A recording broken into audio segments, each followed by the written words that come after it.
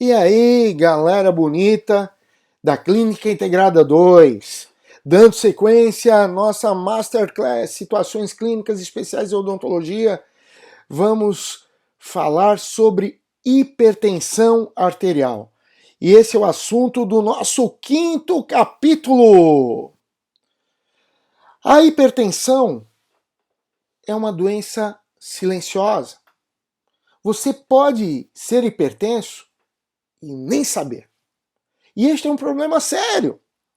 No Brasil existem cerca de 30 milhões de pessoas com hipertensão.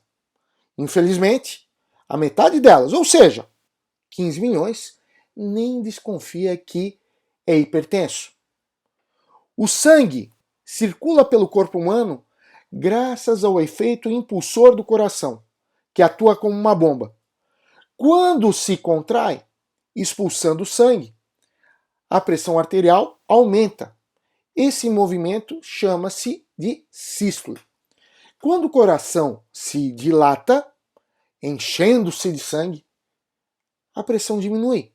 E esse movimento chama-se de diástole. Hipertensão arterial ou pressão alta é quando a pressão que o sangue faz sobre as artérias é muito forte, ficando acima dos limites normais. De maneira geral, a pressão arterial ideal recomendada pelos médicos é algo em torno de 12/8 milímetros de mercúrio. Existem fatores que aumentam a chance da pessoa desenvolver hipertensão. O primeiro deles é a hereditariedade. Mostra que pais hipertensos tendem a ter filhos hipertensos. O hábito de fumar também é altamente prejudicial ao organismo, por causar sérios problemas a todo o sistema cardiovascular. Pessoas idosas apresentam tendência também à hipertensão. Além disso, o estresse e também a obesidade, normalmente, depois de muitos anos de alimentação inadequada e, claro, o diabetes, são todos fatores de risco importantes para o aparecimento de doenças cardiovasculares. E ainda existe um fator que merece atenção especial, que é o colesterol. Mesmo que você esteja só um pouco acima dos níveis recomendáveis, o colesterol representa um grande aumento de riscos para complicações cardiovasculares, principalmente em pacientes hipertensos. No Brasil, por exemplo, 40% dos pacientes hipertensos também têm colesterol elevado, o que representa 12 milhões de pessoas. A coexistência de vários fatores de risco é denominada na medicina atual risco cardiovascular global. Isso quer dizer, quanto maior o número de fatores de risco que uma pessoa apresente, maior será a chance dela ter problemas cardiovasculares. Por isso, o controle de cada um desses fatores é fundamental para a sua saúde. Embora algumas pessoas com hipertensão possam sentir dor de cabeça ou tonturas, a grande maioria não apresenta sintoma nenhum. E isso é muito perigoso, porque como a pessoa não sente nada, pode ficar muitos anos com a doença e sofrer as complicações sem saber que é hipertenso. Por isso, a pessoa deve ficar atenta. São muito sérias as complicações da hipertensão. A pessoa pode sofrer danos graves nos rins, lesões nas artérias, aumento da massa muscular do coração, arritmia e até mesmo infarto, além da diminuição da visão ou derrame cerebral. Enfim, esses são alguns dos problemas gerados pela doença hipertensiva. A importância das doenças cardiovasculares para a odontologia reside principalmente na possibilidade dela acometer o paciente durante o atendimento no consultório. Em consequência a uma crise hipertensiva ou de uma hipotensão potencializada por medicamentos, por fármacos, ou hemorragia, devido à terapia com anticoagulantes, que é muito comum nesses pacientes. Anticoagulantes como ácido acetil salicílico. Conclui-se, dessa forma, que o protocolo de redução de estresse deve ser aplicado em todos os indivíduos dessa categoria durante o tratamento odontológico, por meio de consultas de menor duração, utilização de sedação e limitação de uso de substâncias anestésicas contendo vasoconstritores, em especial adrenalina.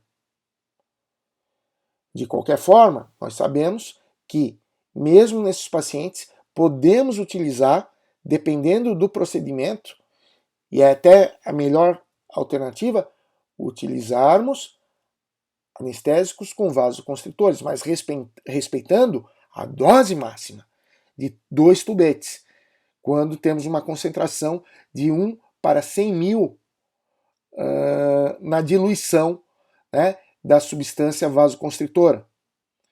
O contato com o cardiologista do paciente e o conhecimento da doença apresentada pelos pacientes, em especial seus fatores precipitantes, são imprescindíveis. A utilização de uma técnica adequada de solução anestésica, uma injeção lenta, precedida de aspiração, respeitando a dose máxima de 2 tubetes anestésicos por sessão, né? Como já disse, com vasoconstritores com concentrações mínimas de 1 para 100 mil ou 1 para 200 mil, o controle da dor é praticamente garantido e a resposta ao estresse exagerada é evitada. Um controle efetivo da dor durante e logo após o atendimento vai fazer que isso normalmente não se consegue quando se empregam soluções anestésicas sem vasoconstritor. Daí a importância da aplicação de um protocolo de redução de estresse através de drogas ansiolíticas ou de outros métodos de condicionamento psicológico também. Considerando a atual classificação da pressão arterial em adultos, os estágios dos pacientes considerados hipertensos são os seguintes: hipertensão estágio 1, pressão diastólica entre 90 a 99 milímetros de mercúrio e sistólica entre 140 a 150 milímetros de mercúrio. Já a hipertensão estágio 2, pressão arterial diastólica maior ou igual a 100 ou sistólica maior ou igual a 160 milímetros de mercúrio. Com base nessa classificação e nas recomendações de outros autores quanto aos cuidados no atendimento dos pacientes hipertensos, é recomendado os seguintes protocolos, de acordo com o estágio de hipertensão e presença de sinais e sintomas, como cuidados básicos, o contato prévio com o médico cardiologista, sempre recomendável e necessário, para que possamos trocar informações sobre o tipo e duração do procedimento odontológico a ser realizado, em função das condições gerais de saúde desses indivíduos. Da mesma forma, a pressão arterial deve sempre ser aferida antes de cada sessão de atendimento. E quais seriam, em relação aos estágios da pressão arterial, os sinais e sintomas? Quando o paciente apresenta hipertensão estágio 1 da pressão arterial, sendo controlada ou situada abaixo de 160 por 100 milímetros de mercúrio, devemos avaliar a existência de outras alterações sistêmicas que possam estar associadas. Devemos prescrever um benzodiazepínico como medicação pré-anestésica para evitar o aumento da pressão arterial por condições emocionais. Soluções como felipressina, associada à prilocaína, ou epinefrina, que é a adrenalina, nas concentrações de 1 para 200 mil ou 1 para 100 mil, associadas à lidocaína ou articaína, podem ser utilizadas.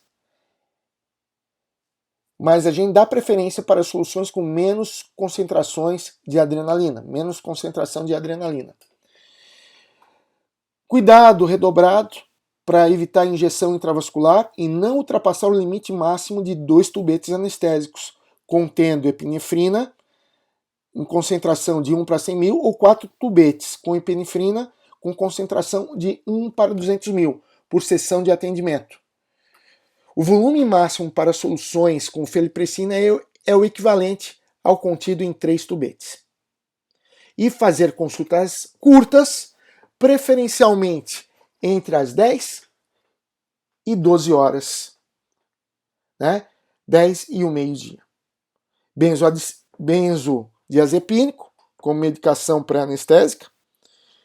Procedimentos prolongados, devemos monitorar a pressão arterial durante a intervenção. Já para os pacientes com hipertensão no estágio 2, com a pressão atingindo níveis maiores que 160 por 100 milímetros de mercúrio, mas sem ultrapassar 180 por 110 milímetros de mercúrio, os procedimentos odontológicos eletivos estão contraindicados. Encaminhe o paciente para avaliação médica e controle da pressão sanguínea arterial. Já nas urgências odontológicas, cuja intervenção não pode ser postergada, a conduta mais importante é o pronto alívio da dor, obtido por meio de uma anestesia local e remoção da causa. Para tal, empregue uma solução de prilocaína a 3% com felipressina, máximo 3 tubetes, lembra disso.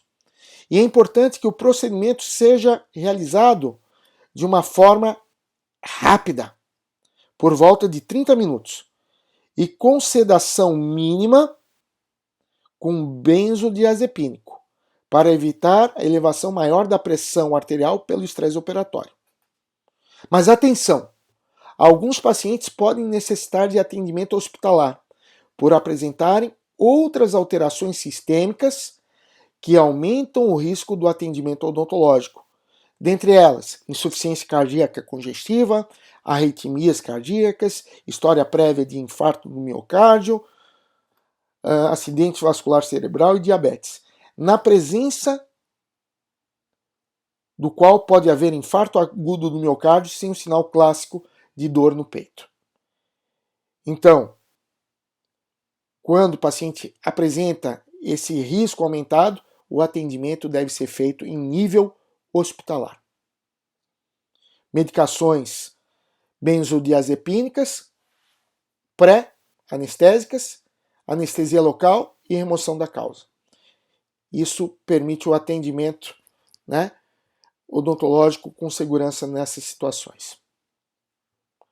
Já numa hipertensão severa assintomática, ou seja, o paciente está com a pressão alta, em níveis mais altos, mais elevados que 18 por 11 milímetros de mercúrio, 180 por 110 milímetros de mercúrio, como queiram, mas sem apresentar sintomas.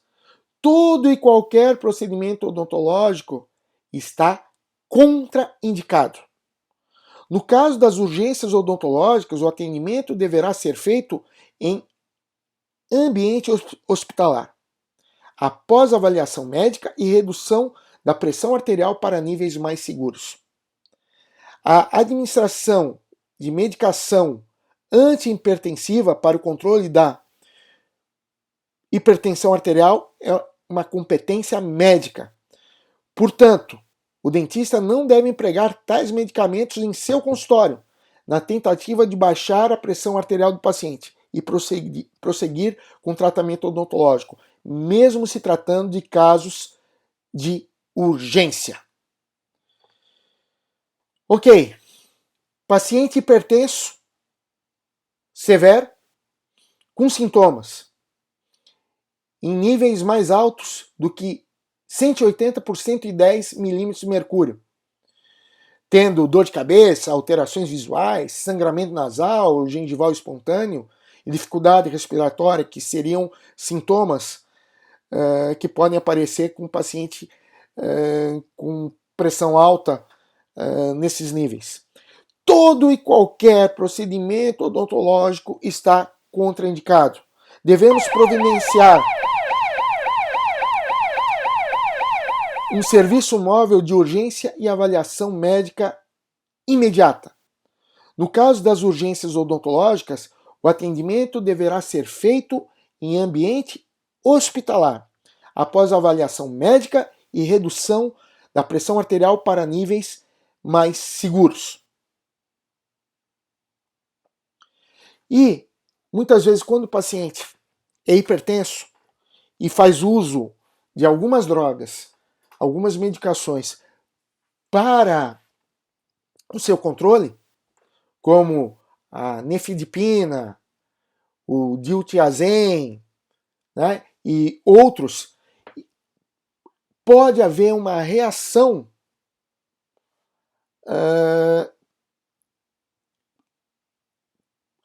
hiperplásica induzida por esses medicamentos, né? Como a gente pode ver nessa situação, uma hiperplasia severa gengival relacionada com o uso da nifedipina. Nessas situações, devemos contactar com o médico e solicitar ele a averiguação da possibilidade de modificação dessa droga para tentar reverter esse processo hiperplásico.